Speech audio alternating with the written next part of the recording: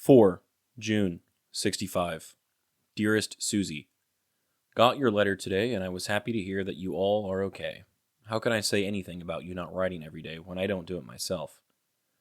Fair is fair. I can imagine how hard it is to find something to write every day. I enjoy getting them, but as long as I hear from you about every other day, I'm happy. Glad you like that material. I thought it was real pretty.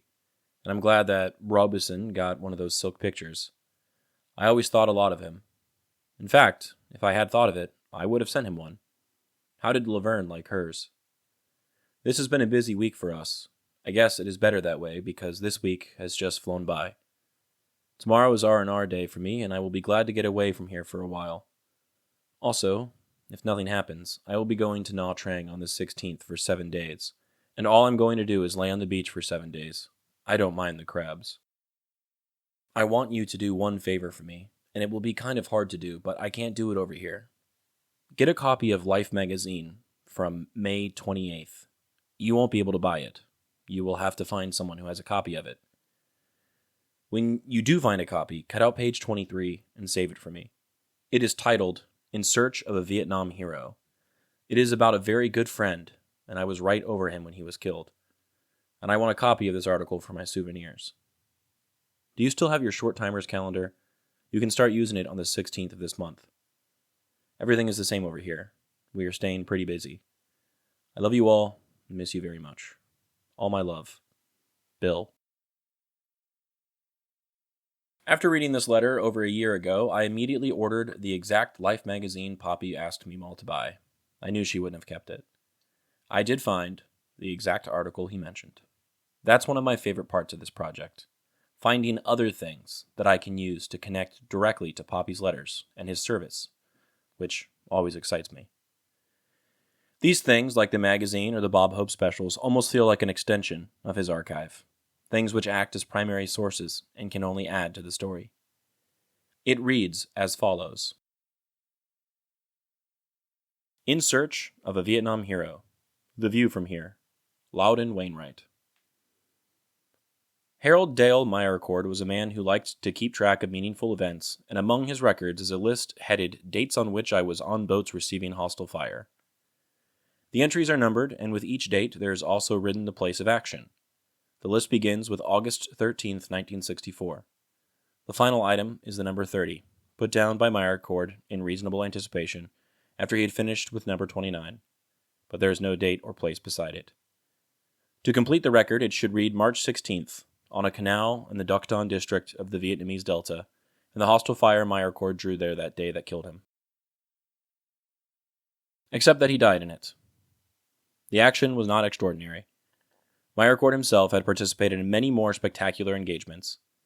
He was killed in a sudden flurry of fire at the end of the day's operations, and if he had time to think after the shooting started and before the rifle bullet reached his brain, he must have been furious at being taken so by surprise.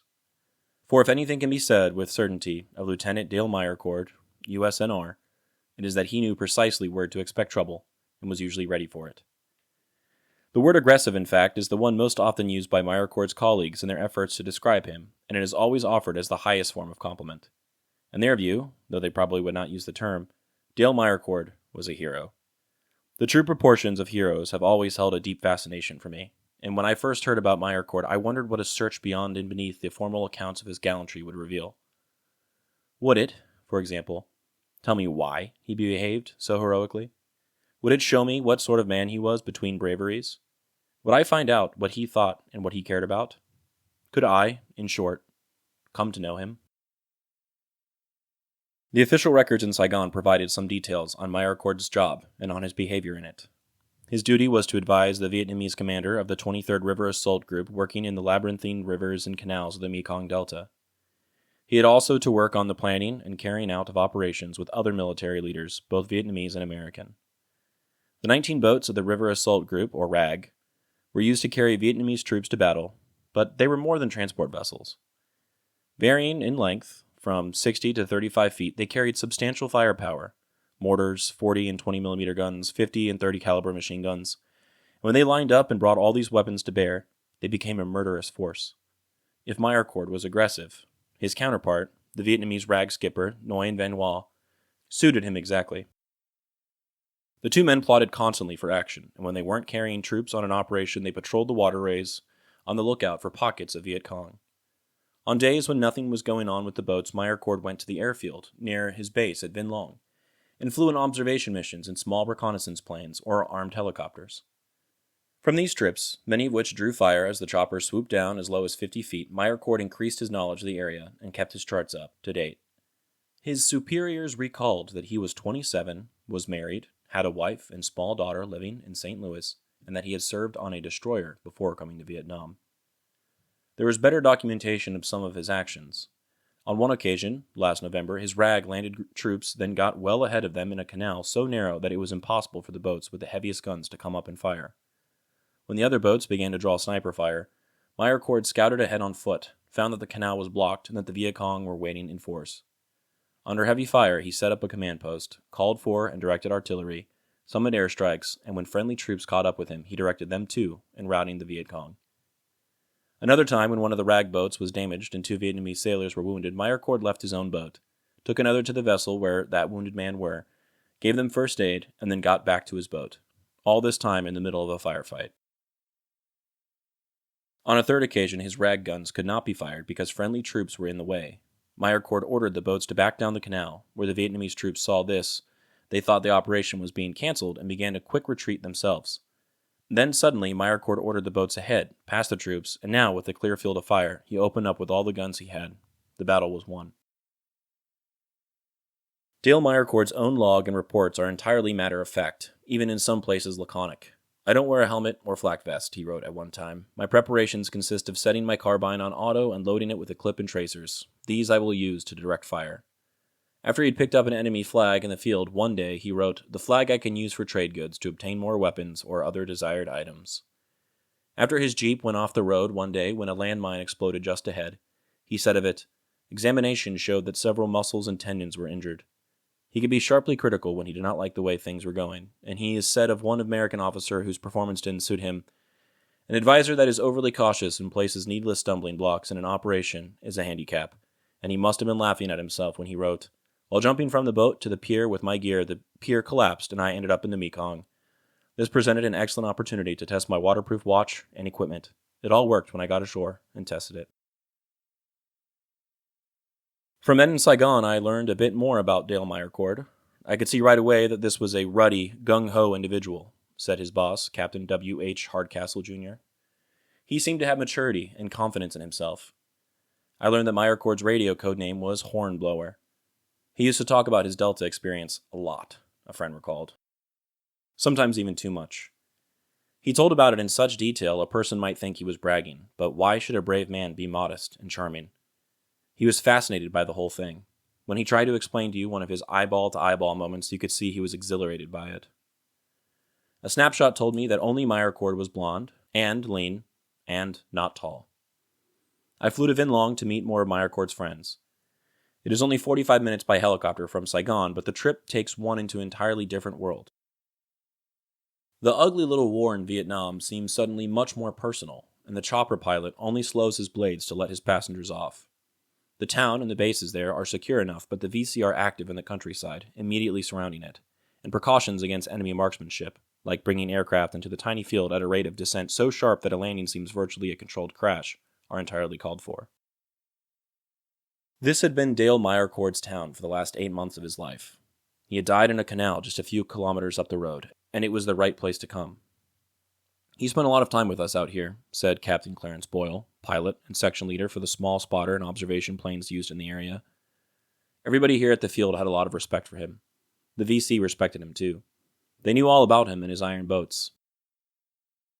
Somebody tried to change his call sign from Hornblower to something else, but he just wouldn't answer from that boat when we gave him the new call, and he had to go back to Hornblower. Meyerkord's Vietnamese counterpart, Commander Wall, was away on Navy business, and I was not able to see him. But it became clear from talking to others that this relationship between the two men was more than professional. They had spent much off-duty time together, and Wall had invited Meyerkord to be the godfather of a child born shortly after the American died. Navy Chief Ralph Gentle had been with Meyerkord during his tour in Vietnam, but he was not on the boat the afternoon of the lieutenant's death, and he feels badly about it. "We used to talk on the boat at night when no one was around," Gentile said. He told me how he'd worked on farms in the summers when he was a kid, going through college. He talked about his mother some, and he talked about his wife and daughter. I'm 42, a lot older than him, and he was very interested in how my wife and I were bringing up our kids, about what kind of things we wanted for them, about how much money we're spending on them. I think he was trying to get some ideas of what he might do for his own child in the future. Sometimes you'd think he was out here on a goodwill tour, Gentile went on as we drank beer on a porch overlooking the Mekong River. He took about 100 school kids out for a ride on the boats one day, and he was very good with the local Vietnamese chiefs. He scrounged a lot of medical instruments, and a doctor showed him how to make stitches. His stitches looked a little tangled, but they did the job. Gentile paused a moment.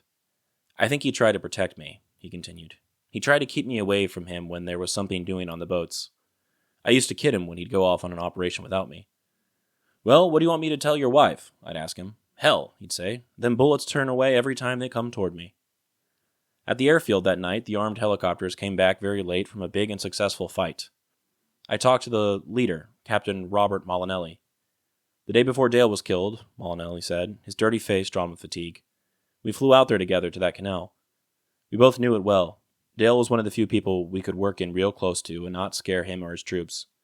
Those rockets make a hell of a noise. Woof when they go, crack when they break the sound barrier, boom when they hit. Molinelli took a sip of his iced drink. I was 10 feet above his head that day, he went on. As a matter of fact, I tried to shoot for him, but he told me to go away. I told him to get his fanny out of the open. Just a little later, somebody called and told me Hornblower had been hit. He loved to fight, and he loved to live. I couldn't believe it. Army Captain James Snooks III was observing the operation from Meyerkord's boat the day he was killed. Snooks, a Navy chief named Eugene Barney, and Meyerkord were on the open deck of the lead vessel when it went slowly around a curve and nosed in toward the bank. Meyerkord, apparently not expecting anything, was seated with his back up against the windshield of the boat when the firing started. I could see the muzzle flashes and smoke, Snooks recalled. We were receiving fire from 3 positions, quite close, 30 to 40 yards. I was down on the deck now, and the firing with the carbine, and Barney was shooting the shotgun. Meyerkord may have been shooting too, but I wasn't looking at him. I heard him say, I'm hit! Barney reached up to pull him down, got hit himself, and Meyerkord got hit again. Barney said, Lieutenant Meyerkord is dead. I looked, and then he was right. I also talked to Major Oscar Paget, Jr., senior advisor to a Vietnamese infantry regiment. He worked with Meyerkord on many operations. His contribution was high as any I've ever seen, Paget said.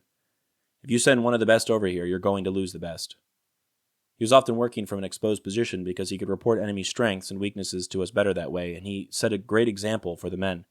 If he found out that I had been in operation with his bunch wasn't in on, he'd be knocking at the door. Why can't I go, he'd say.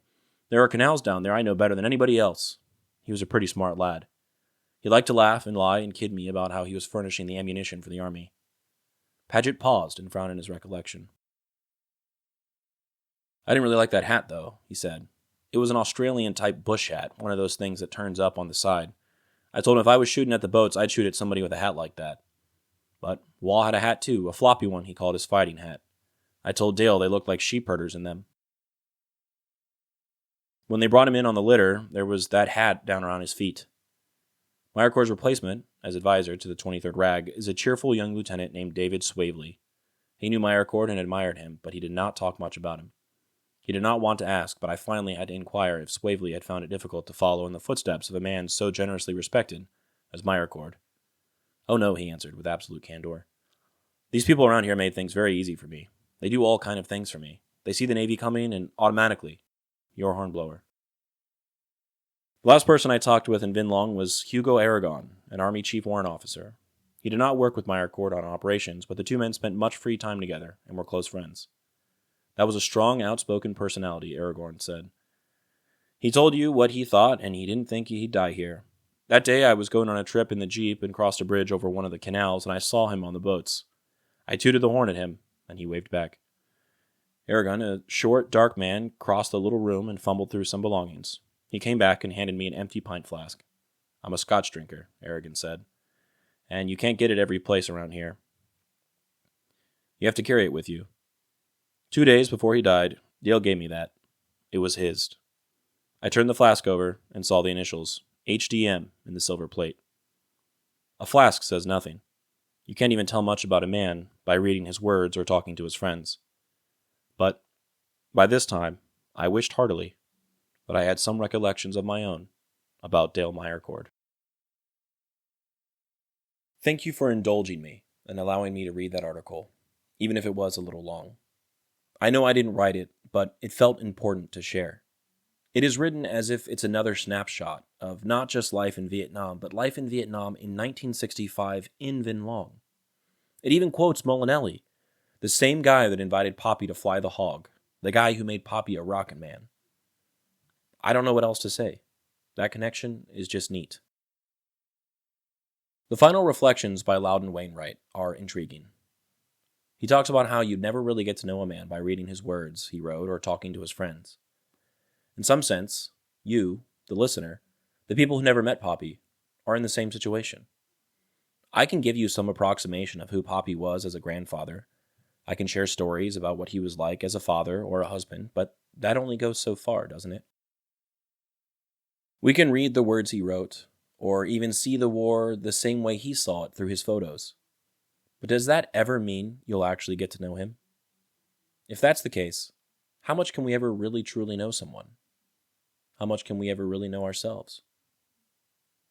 Regardless of this questioning, I think one thing is clear. Wainwright, in his journey to Vinh Long, found a Vietnam hero. I'd like to think that in our own journey to the Mekong River Delta, together, we have found one as well. But just know that Popi would have hated to be called a hero. The photo I chose for today depicts a Vietnamese civilian boat on the bank of a river. It appears to be a boat with rooms, or at least an interior for people to sit in. Perhaps it was a ferry. It is the type of boat Meyerkord would have seen when he was on the river.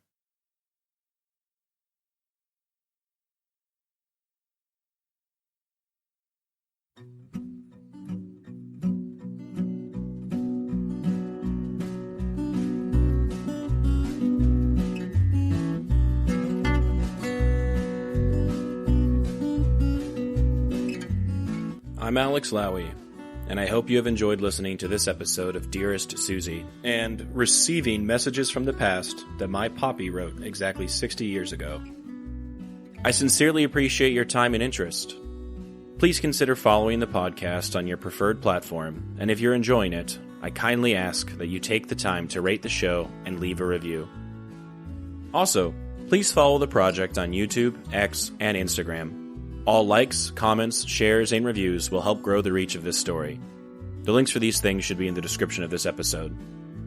Please feel free to email me at dearestsuziepodcast@gmail.com if you have anything you'd like to say. I'd love to chat or to hear about your stories as well. Thank you for listening, and God bless.